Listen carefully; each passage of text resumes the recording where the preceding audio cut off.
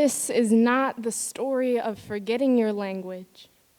This is the story of how your language forgets you, how it fades from your memory in the night and is disappeared by mourning this careless lover, this silent betrayal.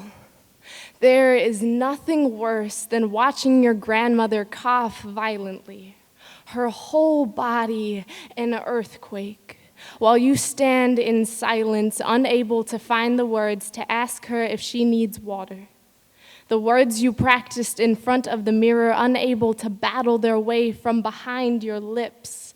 The genocide of your country happens all over again. Buried underneath your tongue, the blood spattered inside your cheek. You know the syllables, but you are afraid. Afraid that your mouth will fail your ancestry, that you will make a mistake in front of your family and you will be proven a fraud.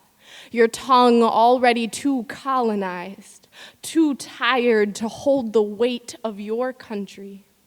When I was younger, I wished I could have inherited this language, been born knowing words wide enough to cover oceans instead of being left to drown in U.S. waters, with nothing to show for my heritage but shrapnel of war sprayed across my facial features, and a longing for a country that I knew nothing about.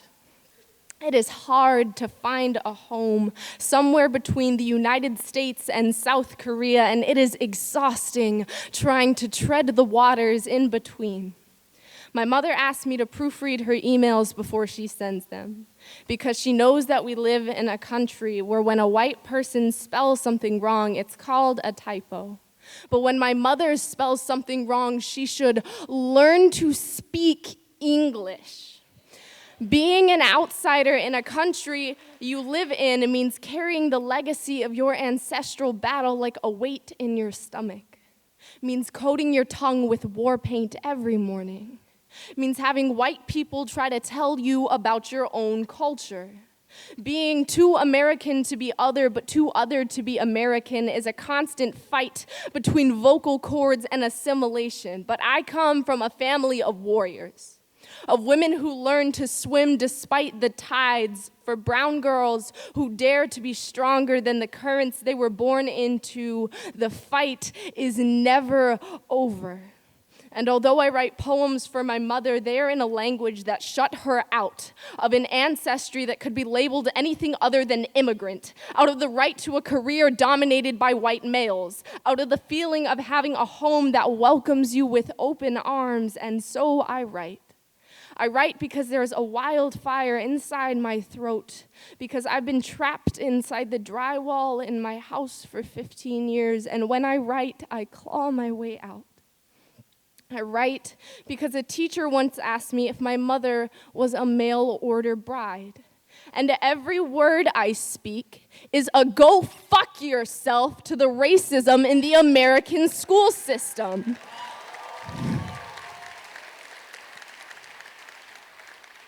I write because a white girl at my school complained about Ferguson protest, but said that she wants a hands up, don't shoot sweatshirt because they look cute. Although my poems are not written in the Korean that I wish they could be, the strength of the women who came before me still form every letter of my writing. Poets, we all write because for too long, too many parts of us have been silenced for too many reasons. And it is time for us to give everyone a reason to listen.